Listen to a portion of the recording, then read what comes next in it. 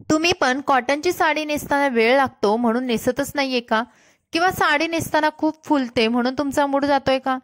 किंवा कॉटनची साडी इतर साड्यांसारखी चापून चोपून बसत नाहीये म्हणून नेसायलाच नको असं होतंय का? नमस्कार, पुन्हा एकदा स्वाती स्टाईलमध्ये मनापासून स्वागत. आज आपण बघणार आहोत कॉटनची साडी इतर साड्यांसारखी परफेक्ट कशी नेसायची आणि तेही अगदी कमी वेळामध्ये. बघा, इथे मी कॉटनची साडी घेतलेली आहे, पेटीकोट घातलेला आहे. त्यानंतर ही कॉटनची जी साडी आहे ती सुरुवातीला मी थोडीशी फोल्ड केली, कारण काय होतं की कधी कधी आपली साडी खोचताना वरती खाली झाली तर आपल्या निऱ्यामधून आतमधली प्लीट आहे ती बाहेर येण्याचे चान्सेस असतात. ही चूक आपल्याकडून होऊ नये यासाठी साडी सुरुवातीला थोडीशी फोल्ड करायची आणि उजव्या बाजूवरून खोचत जायचं आहे. पाठीमागून सुद्धा साडी आपल्याला एकदम टाईट बॉडी बरोबर फिटिंगमध्ये खोचून घ्यायची आहे. आता इथे जेव्हा आपण साडी एकदम व्यवस्थित खोचून घेतली तर आपली साडी पुढे सुद्धा फुलत नाहीये, येणाऱ्या निऱ्या किंवा पदर सुद्धा व्यवस्थित होतो. त्यानंतर या साडीच्या मी जाते पदराकडे. आता ही प्युअर कॉटनची साडी असल्यामुळे थोडंसं चुरगळणं किंवा थोडंसं फुलणं या गोष्टी होत असतात. त्यामुळे आपल्याला छोट्या छोट्या टिप्स वापरून ही साडी अगदी परफेक्ट कमी वेळात नेसायची आहे. पदर घेतलेला आहे आणि पदराची उंची सुद्धा मी ठरवली, गुडघ्याच्या थोडीशी खाली नेहमीप्रमाणे उंची पदराची ठेवलेली आहे. आता बनवूयात पदर.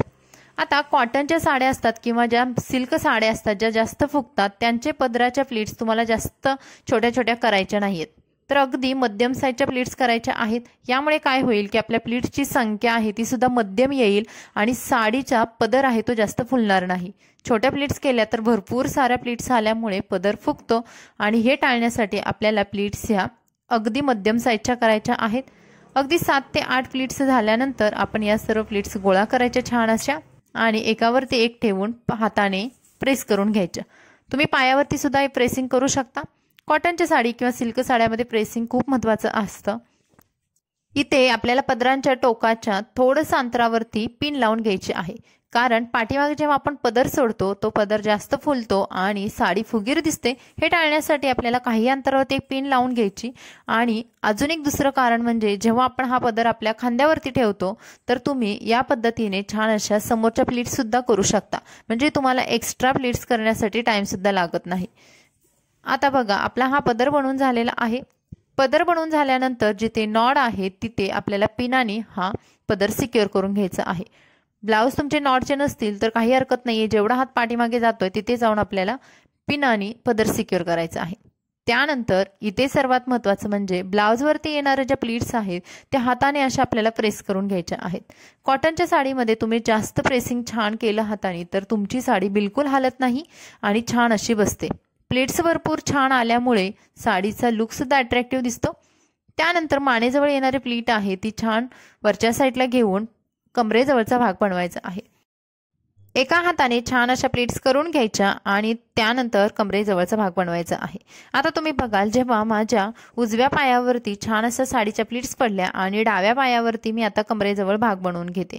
इथे एक साधे टेक्निक वापरायचं आहे. येणारी जी कमरेजवळ काठ आहे साडीचा तर तो काठ आतमधल्या पेटीकोट सोबत एका पिनाने सिक्युअर करायचा आहे. जोपर्यंत तुम्ही साडी काढणार नाही तोपर्यंत ही एक पिन तुमच्या साडीचं काठ होल्ड करते. तुम्ही कशाही बसलात किंवा किती फास्ट चाललात तरी सुद्धा हा काठ हालत नाही. त्यानंतर साडी वरच्या साईडला थोडीशी खेचून 2 ते 3 छोट्या प्लीट्स करून साडी उजव्या साईडला खोचून घ्यायची आहे. त्यानंतर बनवायच्या आहेत निऱ्या. आता हा भाग एकदम टाईट बनवून झाल्यानंतर निऱ्या बनवायच्या आहेत. निऱ्या बनवताना अगदी मध्यम साईजच्या बनवायच्या आहेत. जास्त छोट्या किंवा मोठ्या निऱ्या न बनवता मध्यम साईजच्या निऱ्यामुळे समोरून साडी जास्त फुगत नाही किंवा साडीच्या निऱ्या सुद्धा जास्त फुलत नाहीत. तर निऱ्याची संख्या साधारणतः 5 ते 6 असावी. त्यानंतर सर्वात वरची निरी आहे ती थोडी मोठी करून घ्यायची, यामुळे उजव्या बाजूला बिलकुल साडी घोळदार राहत नाही. या सर्व निऱ्या एकावरती एक न ठेवता हाफ सेंटीमीटरचं अंतर ठेवून या निऱ्या खोचून घ्यायच्या आहेत. निऱ्या खोचताना प्रत्येक निऱ्याची उंची ही एकसमान आहे की नाही याची खात्री करून घ्यायची आणि त्यानंतर आपल्याला समोरचा भाग व्यवस्थित करायचा आहे. एवढं सर्व करून सुद्धा जरी तुमची साडी समोरून फुलत असेल तर तुम्हाला आणखी एक छोटी इथे साडी पिन वापरायची आहे. तर तुम्ही बघाल, या सर्व निऱ्या आहेत त्या थोड्याशा गोळा करायच्या आणि जिथे आपण खोचलेले आहे त्याच्या खाली एका पिनाने या सर्व निऱ्या पुन्हा सिक्युअर करायच्या आहेत. पिन वापरताना शक्यतो निरी पिन वापरा जी तुमच्या साडीला फाडणार नाही किंवा तुमच्या साडीच्या बॉर्डरमध्ये छान अशा आतमध्ये लपली जाईल. त्यानंतर साडी जेव्हा आपल्या ब्लाऊजवरती जास्त फुगते किंवा साडीचा आतमधली जी प्लीट आहे किंवा आतमधली बॉर्डर आहे ती जास्त उभी राहते किंवा उचलली जाते, हे टाळण्यासाठी बॉर्डर आहे ती थोड्या प्रमाणात फोल्ड करायची आणि ब्लाऊज सोबत एका पिनाने सिक्युअर करायची।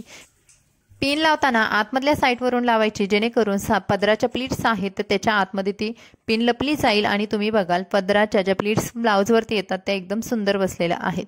आता साडी एवढी सुंदर नेसून सुद्धा जर समजा घोळदार समोरून होत असेल तर तुम्हाला आणखी एक छोटीशी टेक्निक वापरायची आहे। या सर्व प्लीट्स आहेत त्या गोळा करायच्या आहेत आणि त्यांची जी टोकं आहेत ते जे पण तुम्ही सँडल चप्पल घातली असेल किंवा नसेल तर तुम्ही तुमच्या पायाच्या पोटाच्या अंगठ्यामध्ये पकडून वरच्या साईडला जोरात खेचायची आहे। या टेक्निकमुळे तुमची साडीच्या निऱ्या आहेत ते एकावरती एक बसतील आणि हलणार नाही। तर मैत्रिणींनो, एकदम छोट्या छोट्या टिप्स वापरून आपण आपली कॉटनची साडी एकदम सुंदर प्रकारे आणि कमी वेळामध्ये नेसू शकतो। तर हा व्हिडिओ कसा वाटला कमेंट्समध्ये नक्की सांगा। आवडला तर लाईक करा, नवीन असाल तर प्लीज चॅनलला सबस्क्राईब करा। भेटून नवीन व्हिडिओमध्ये, बाय बाय।